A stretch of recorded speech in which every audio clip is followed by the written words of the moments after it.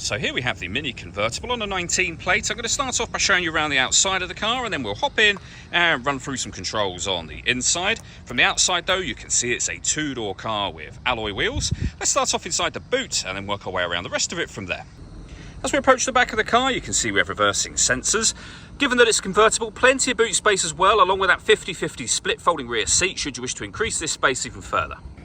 Okay, so we're just going to work our way back around to the front of the car, and then we'll hop in and run through some controls on the inside. But now that we've done a full circle of it, you can see it's in excellent condition the whole way round.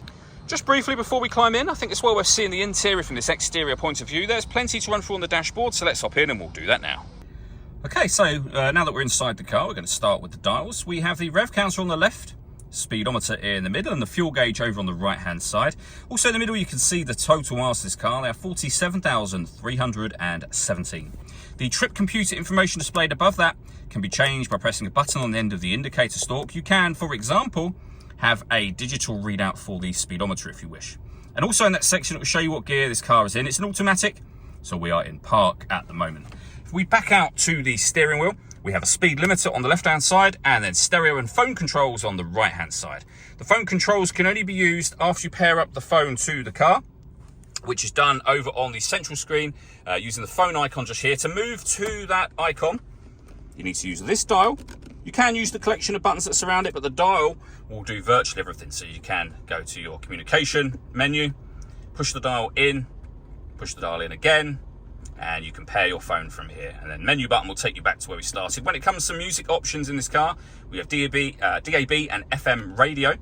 We can stream our music wirelessly via Bluetooth audio once that phone is connected, and we have USB input as well. You can also connect up your phone from this menu, as well as the phone menu that I showed you just a moment ago. Below that, we have the volume for the stereo. We then have air conditioning, so you can make adjustments to the direction the air is being distributed in, the fan speed and temperature. Air conditioning's on at the minute, that's off, back on. You can recirculate the air that's in the car. That's a great way of heating it up or cooling it down quickly, depending on the temperature you set just here, and with a heated rear screen as well. We can turn off our traction control, start and stop the engine from here, and this turns off the stop and start. This car is designed to cut out when it's stationary in traffic, which in turn will save you fuel. That system is off when the light shows.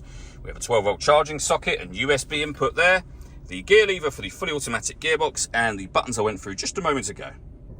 The last thing I'll show you is the roof. So we have a button just up here. You can open the front section as a kind of sunroof, and then if we go back up to that button again, you'll be able to open up the roof fully as a convertible. All that leaves me to say is thank you for taking the time to watch this video. If you'd like to come and see the car in person and have a test drive, please feel free to give us a call here at Mach 1 Cars. We'd love to hear from you soon.